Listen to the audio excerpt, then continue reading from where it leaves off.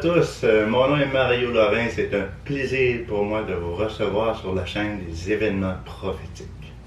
Aujourd'hui, nous allons terminer avec les promesses pour Israël dans la série Ma grotte prophétique. On a regardé, j'ai fait quelques vidéos dernièrement sur d'autres sujets comme la doctrine du remplacement et des vidéos comme ça que j'ai mis dans la dernière saison prophétique, où je vais mettre aussi d'autres vidéos éventuellement. Écoutez, il se passe beaucoup de choses dans le monde en ce moment. Déjà au Canada, le passeport sanitaire va être obligé d'être utilisé dans toutes les églises à travers le Canada. C'est juste dans une province pour l'instant, mais ça s'en vient très très bientôt. Donc, encore une fois, ceux qui ont des convictions par rapport aux vaccins, qui ne veulent pas avoir les vaccins, ne pourront pas se présenter à l'église. Il va falloir prier pour nos frères et dans cette épreuve que nous traversons en ce moment. Et c'est important de garder les yeux fixés vers le Seigneur. Donc, mon but, c'est de vous tenir au courant de ce qui se passe au Québec, au Canada, dans la francophonie. Il y a beaucoup de choses qui se passent aussi en France en ce moment, c'est pas évident. Donc, je vais quand même continuer les études, mais dans la semaine, c'est souvent possible que si vous voulez voir des vidéos qui traitent de différents sujets, allez dans la dernière saison prophétique, c'est là que je vais mettre toutes les autres vidéos qui ne font pas nécessairement partie de Israël, les nations et l'Église. Ce qu'on va étudier dans les prochaines séries. Je vais terminer avec Israël, et contrairement à ce que vous avez vu par d'autres enseignants, je ne vais pas uniquement vous parler des promesses de Dieu par rapport à Israël, par rapport à son amour, et tout ça. Je vais vous parler de comment Dieu a gardé son peuple, et surtout d'une chose précise qui est arrivée à la 1897, à partir de 1897. Un événement qui s'est passé un peu en deçà, avant ça, mais qui a conduit à une chose, ce qu'on appelle le dernier prophète pour Israël. Peut-être vous en avez entendu parler, peut-être que vous n'en avez pas entendu parler, mais vous allez voir, cette histoire-là, elle nous montre avec certitude comment Dieu est resté fidèle envers son peuple. OK? On va commencer tout de suite avec cette histoire-là. C'est une belle histoire. Et même en l'étudiant, j'ai reçu énormément de bénédictions de la part du Seigneur. J'ai appris des choses et j'ai compris plein de choses. Puis mon désir, c'est que vous puissiez, à votre tour, comprendre plein de choses. Comprendre une chose surtout, c'est que Dieu est le même hier, aujourd'hui, puis éternellement. Donc, on va commencer par le titre de ce qu'on va regarder aujourd'hui. Ça s'appelle « Le dernier prophète d'Israël ». Herzl était son nom. OK. Si aujourd'hui une personne me demande « Dis-moi, Mario, en 3 mots, donne-moi une preuve hors de tout doute que Dieu existe bien et qu'il est vraiment réel. » Je dirais, monsieur ou madame, selon la personne qui me posera la question, je dirais, monsieur, les Juifs. C'est ma preuve. Pourquoi? Pour leur extraordinaire subsistance au travers toutes les épreuves qu'ils ont traversées et encore plus pour leur miraculeux retour en Israël. Si on regarde d'un cœur sincère, il n'y a aucun peuple dans toute l'histoire de l'humanité qui a vécu des choses comme Israël a vécu. Depuis Abraham, Isaac et Jacob, le peuple d'Israël a vécu tellement de choses merveilleuses, tellement de choses fantastiques. Des choses que nous, les chrétiens, on a envie. Hein? J'aurais aimé ça, moi, être là devant la mer Rouge, là, puis de voir cette mer-là se séparer par la puissance de Dieu. La protection du peuple d'Israël, quand Pharaon avait décidé de tuer tous les premiers-nés juifs. Toutes les plaies que les Égyptiens ont reçues parce qu'il refusait de libérer le peuple de Dieu. Toutes ces choses-là, j'aurais tellement aimé voir ça. Hein? J'aurais aimé voir David contre Goliath. Hey, j'aurais aimé ça, voir ça. Un géant contre un petit homme pouce, OK? Puis voir la puissance de Dieu agir dans l'élu, loin de l'Éternel, celui qui était pour être roi. La préfiguration de Jésus-Christ qui devait venir. J'aurais aimé voir ces choses-là. Le peuple juif, il l'a vu. Le peuple juif était un peuple rebelle. On l'a vu dans une précédente vidéo. Un peuple qui a le cou raide, qui refuse d'obéir à Dieu. Après qu'ils ont rejeté le Messie, on a vu que Jérusalem a été détruit. Des milliers, des milliers, des milliers de Juifs ont été tués. Ils ont été dispersés par toute la terre. On a vu au travers des siècles, vous avez vu dans la dernière vidéo, tout ce qui est arrivé à Israël jusqu'à ce jour. Jusqu'au moment où il y a eu le précieux retour d'Israël dans la terre sainte, dans la terre promise. OK? Et on va regarder un peu plus loin comment Dieu continue d'être merveilleux envers Israël.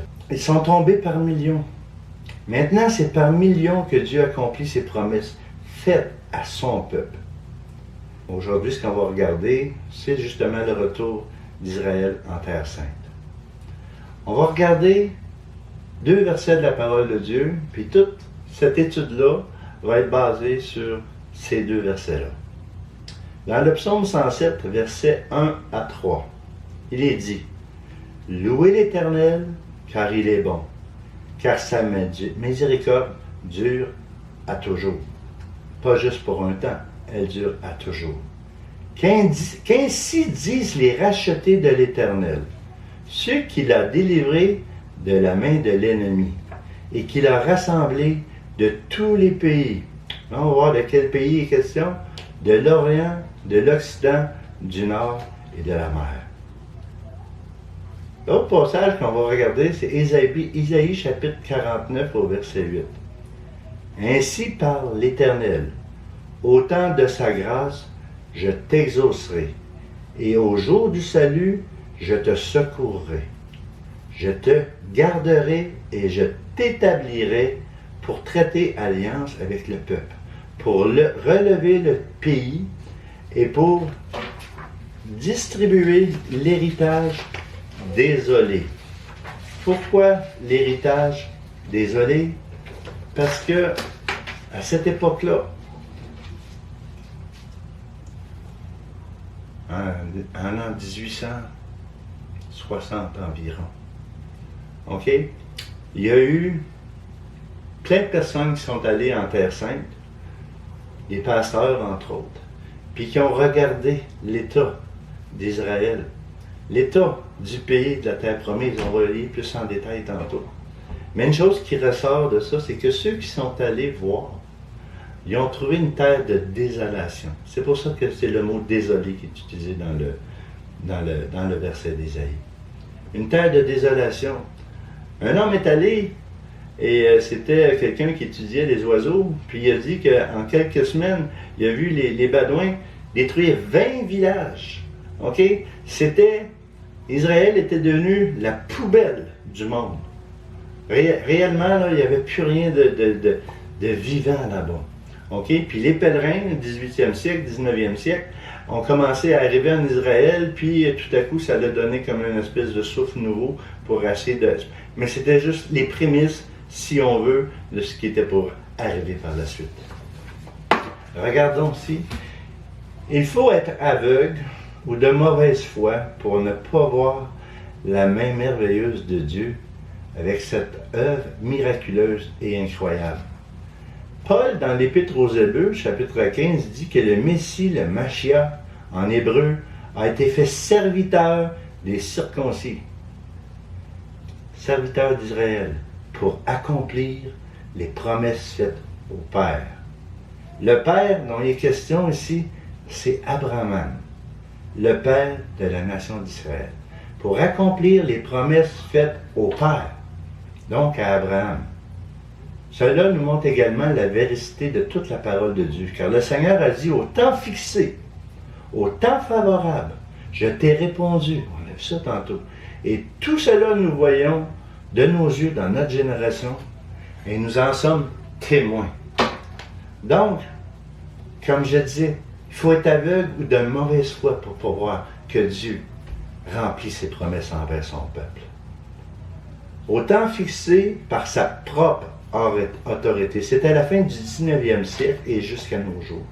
Au 18e siècle, en Syrie, en Israël, au Liban et finalement en Cisjordanie, dans tout le pays d'Israël, il y avait seulement 500 000 personnes. C'était une espèce de no man's land. C'est seulement au 19e siècle que les nombreux pèlerins chrétiens ont fait revivre un peu ce pays. Un pasteur suisse en 1870 qui visitait Israël a dit, au terme de son voyage, que le pays était plus beau qu'il n'avait jamais pensé ou imaginé. C'était une terre maudite. Et c'est à ce moment qu'il a compris que c'était la terre promise. Parce que c'était ça, la terre promise. Celle-là qui était devenue maudite à ce moment-là. Il y avait bien quelques Juifs qui vivaient à Jérusalem, c'était donc un pays sans peuple, puis un peuple sans pays.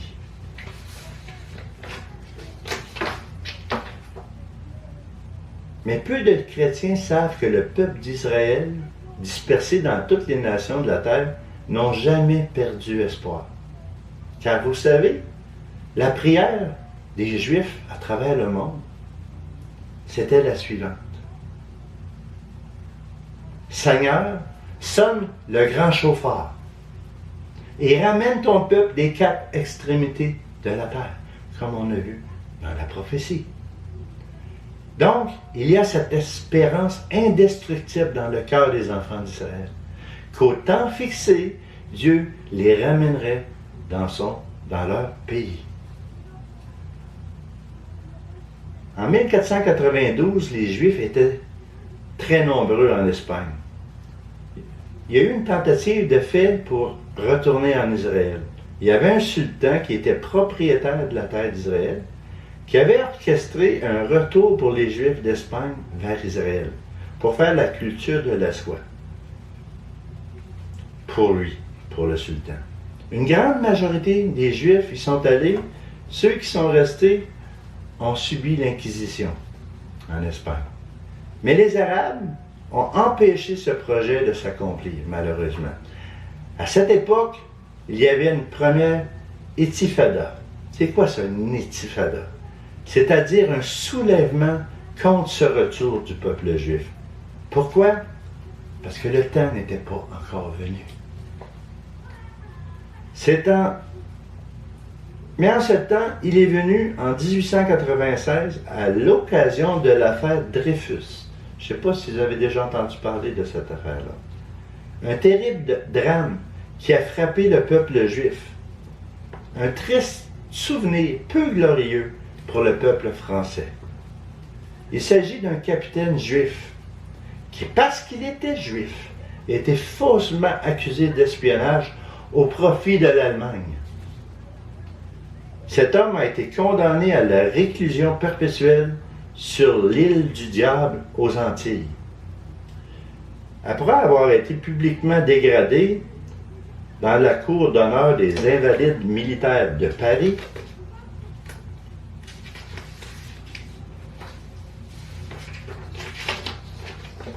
cet homme était bien sûr innocent, mais il a été par ce fait, pour les Français, une raison d'une levée terrible de boucliers antisémites en France. Donc, on n'avait vu aucun équivalent depuis le Nouvel Âge.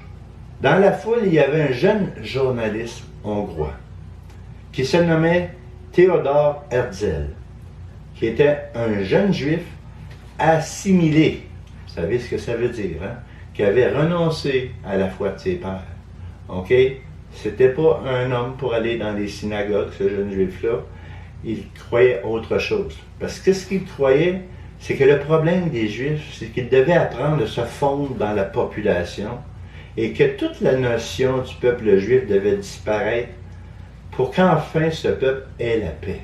C'est ce qu'il croyait au fond de son cœur. Il avait même cette pensée utopique que tout le peuple juif d'Europe se convertirait au catholicisme en un seul jour. Il rêvait à ça. Pour lui, le judaïsme ne signifiait plus rien. Il racontait dans ses mémoires comment qu'il avait été puni par son instituteur pour avoir oublié l'histoire de l'Exode.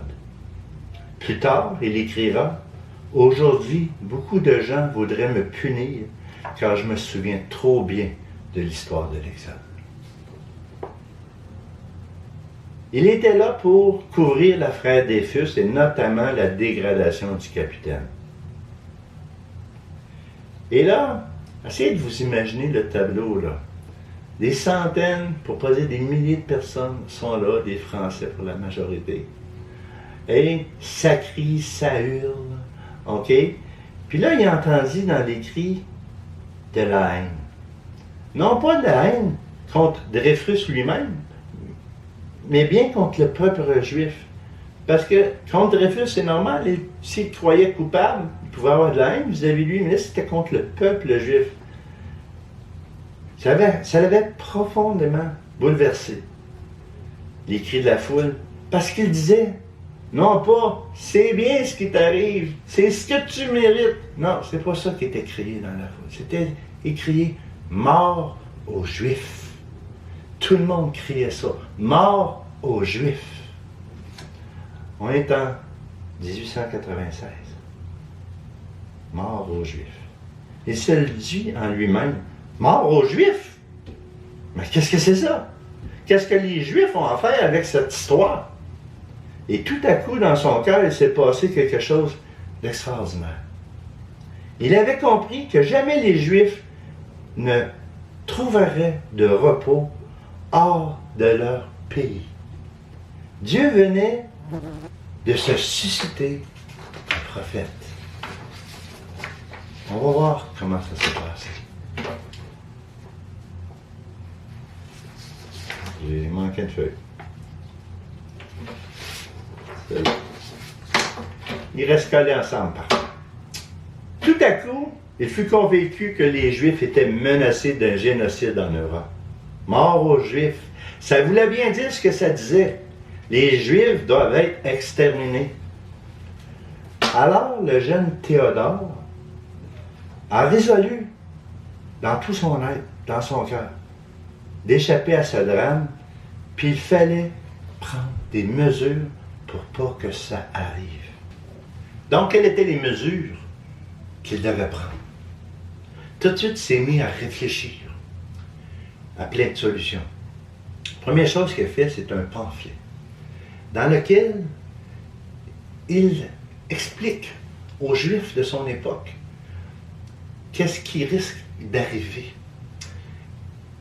Dieu lui avait révélé par le Saint-Esprit qu'il y aurait un génocide sur le peuple juif.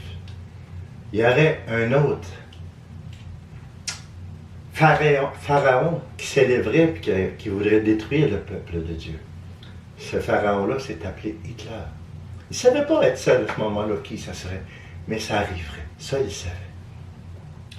Donc, dans son pamphlet, qui a été publié partout en France, en Allemagne, dans plusieurs pays, ça a fait beaucoup de bruit. Tellement de bruit.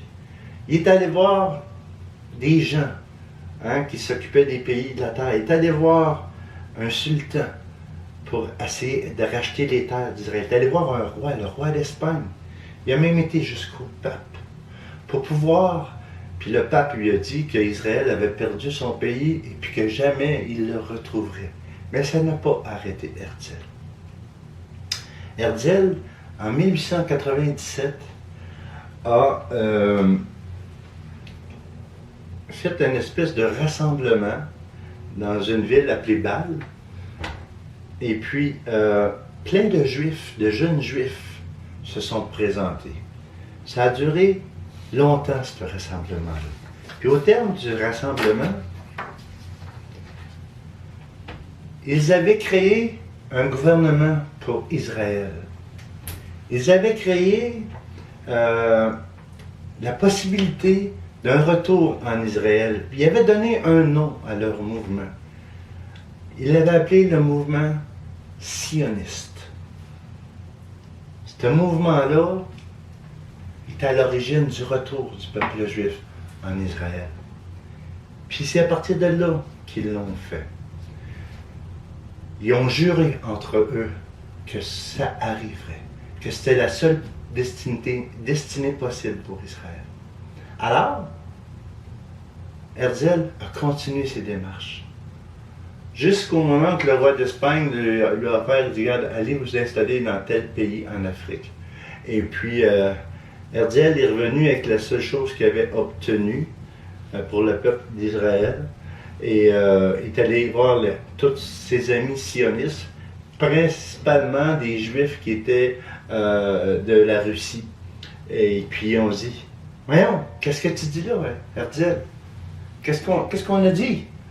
On s'est juré que le seul pays où on irait, ce serait en Israël. On s'en ira pas en Afrique, on s'en ira jusqu'à aucun autre pays de la terre. Vous savez, il y a beaucoup de Juifs qui ont passé par les camps de concentration, les camps de la mort. Mais Dieu leur avait envoyé un prophète pour leur dire, sortez des nations, sortez de là.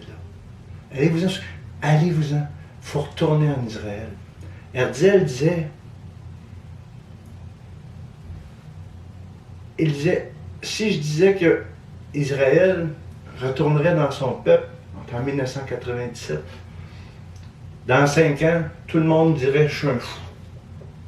Mais je vous dis une chose, dans 50 ans, nous allons être de retour en Israël.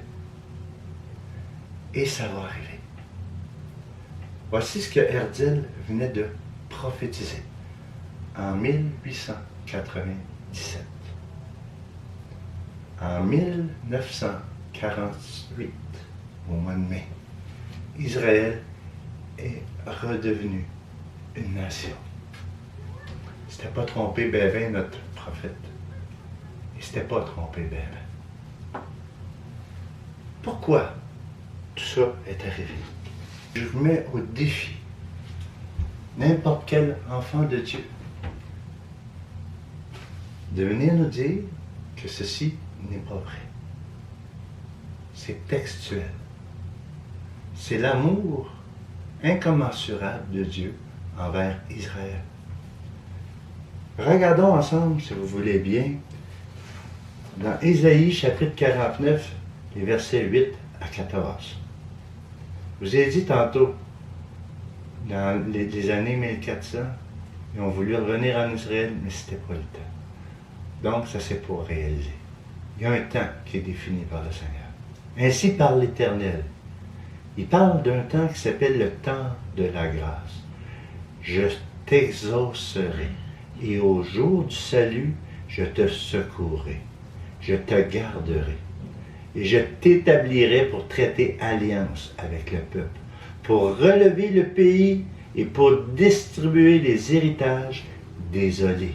Le pays d'Israël, désolation, qu'on a vu tantôt. Pour dire aux captifs, sortez. Et à ceux qui sont dans les ténèbres, paraissez. Ils paîtront sur les chemins. Ils trouveront des pâturages sur les coteaux. Ils ne mourront pas de faim. Ils n'auront pas soif.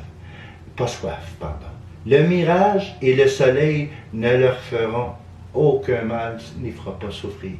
Car celui qui a pitié d'eux sera leur guide, et il les conduira vers des sources d'eau.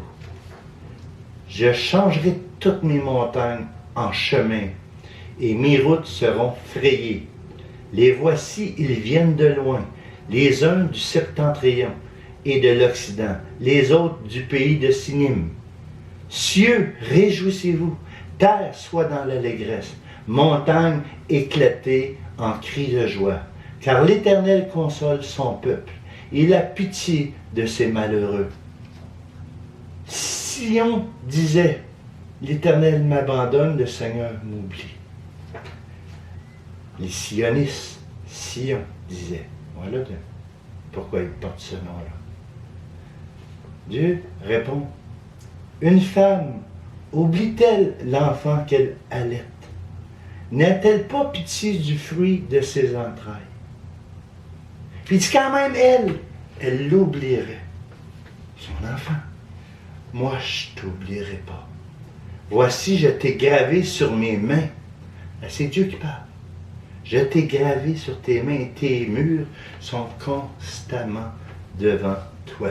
Il est interdit de se faire des tatouages ou des représentations sur notre corps, de quelque sorte, on le voit dans la loi de Dieu. Mais Dieu a gravé le nom d'Israël dans ses mains, sur les paumes de ses mains. Puis là, on dit que Dieu a rejeté son peuple.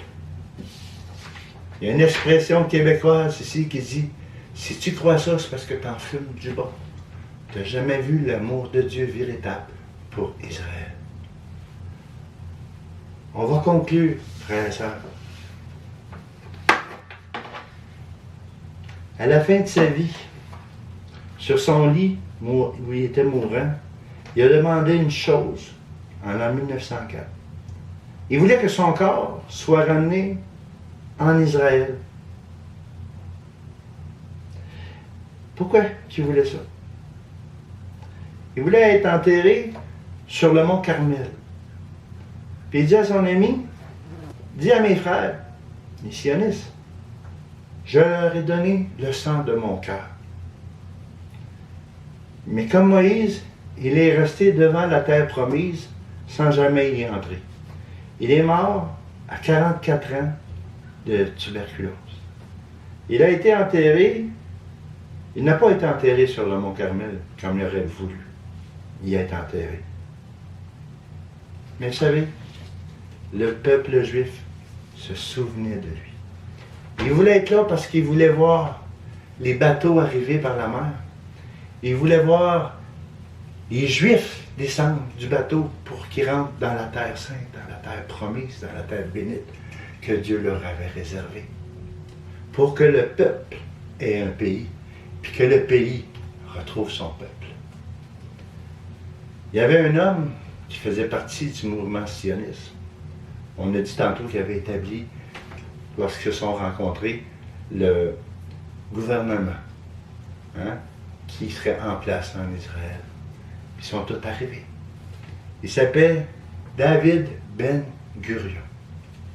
Et au lieu d'enterrer Théodore Herzl sur le mont Carmel, ils ont plutôt emmené Théodore Herzl sur une autre montagne à Jérusalem. Et puis ils ont donné son nom à la montagne. Et c'est là que les cendres du dernier prophète d'Israël sont, sur cette montagne-là. Et il dira,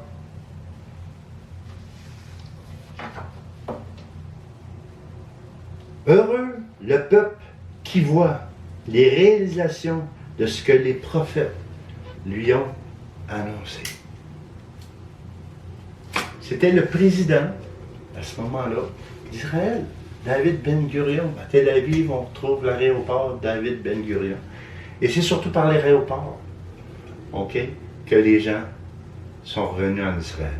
De toutes les nations de la terre. Vous voyez, frères et sœurs, ça a bouleversé notre époque. Et ça la bouleverse encore. Le petit pays d'Israël, si Dieu n'était pas dans ce pays-là, on ne s'en occuperait même pas. La terre ne s'en occuperait pas. C'est plus petit que la Belgique. C'est une petite terre. C'est rien. Pourtant, il est le sujet de tous les commentaires. À toutes les semaines, on entend parler d'Israël. Ils sont 9 300 000 personnes qui vivent en Israël aujourd'hui. Et entourés de 300 000 ennemis potentiels. 300 millions d'ennemis potentiels, pardon. On n'arrête pas de parler d'Israël. C'est écrit, la prophétie dans les derniers temps, Israël sera une pierre pesante pour les nations. Ce pays-là, c'est le pays de Dieu. C'est le pays qui appartient à Dieu, qui a donné à ses enfants. Et c'est dans ce pays-là que la nouvelle Jérusalem va descendre du ciel. C'est dans ce pays-là qu'il va y avoir les noces de l'agneau. Dieu dit qu'Israël, c'est son pays. Fait que pour moi, frères et sœurs, toutes les nations qui vont attaquer Israël maintenant, tout va être voué à l'échec. Je ne sais pas si ça vous fait quelque chose dans votre cœur, là, mais juste d'imaginer comment Dieu a intervenu. Souvenez-vous, devant la tente de Moïse, quand les gens étaient en colère et voulaient attaquer, ce que Dieu a fait, il a ouvert la terre et il les a avalés. Il les a fait disparaître. On voit que dans Armageddon, il va se passer des choses extraordinaires. Les soldats vont être un à côté de l'autre, puis ils vont s'affronter. Ils vont se tuer. Dieu va mettre ça dans leurs esprits, ils vont se voir comme des ennemis, ils vont s'attaquer, puis une grosse partie des armées va tomber. Hein? Il y a des morceaux de pierre qui vont tomber du ciel, genre qui vont peser environ 45 kilos, qui vont tomber. Hey! Personne ne retient l'histoire de ce que Dieu a fait dans le passé. Dieu est le même, je vous ai dit au début, hier, aujourd'hui, puis éternellement. Il va se passer des choses merveilleuses. Puis nous, l'Église, on va arrêter d'enlever. Mais on le sait, puis il faut le dire. Donc, j'arrête ici pour des promesses. On va parler de d'autres promesses faites à Israël qui s'accomplissent sous nos yeux. Mais ici, là, le passage, vous savez, on pense à une mère qui allait de son bébé. Ceux qui sont papas comme moi, puis qui ont vécu l'allaitement de nos enfants avec les mamans, on sait comment c'est précieux le bébé d'une maman. OK? Puis peu importe ce que ce bébé-là va faire dans sa vie, jamais la maman va l'abandonner. Pourtant, l'être humain est méchant, mais il dit que les mamans n'abandonnent pas les bébés. Puis si c'était le cas, mais dis-moi, je ne vous abandonnerai pas. Il parle à Israël. Il ne parle pas à tout le monde, il parle à Israël. Tu es gravé dans la paume de ma main. Moi, je garde ça dans mon cœur. Puis ma prière aujourd'hui, c'est que vous gardez ça dans votre cœur. Il faut rétablir la paix avec nos frères en Israël. Le peuple choisi et élu de Dieu. Il y a 500 000 chrétiens juifs missioniques sur la terre en ce moment. Puis ça augmente à tous les mois. Il y a de plus en plus de chrétiens qui voient que le Nouveau Testament versus l'Ancien Testament, OK, des choses se réalisent puis qui vont vraiment un dans l'autre puis qui se posent de sérieuses questions. Puis qui viennent au Seigneur Jésus-Christ. Puis à la fin de tout, on sait que tout Israël va se convertir. Puis qu'ils vont régner avec nous. Frères et sœurs, je vous invite à vous humilier devant le Seigneur, puis à chercher sa face par rapport à Israël. Et si, dans votre cœur, vous êtes honnête avec l'aide du Saint-Esprit, Dieu va vous montrer qu'est-ce que c'est Israël à ses yeux. Je vous remercie d'avoir écouté cette vidéo. On se voit pour une prochaine vidéo et on va se préparer. Mon but, c'est de vous préparer, de me préparer pour le retour du Seigneur, premièrement, pour venir nous chercher. Deuxièmement, notre retour avec lui pour venir régner pour 1000 ans. Au revoir, merci.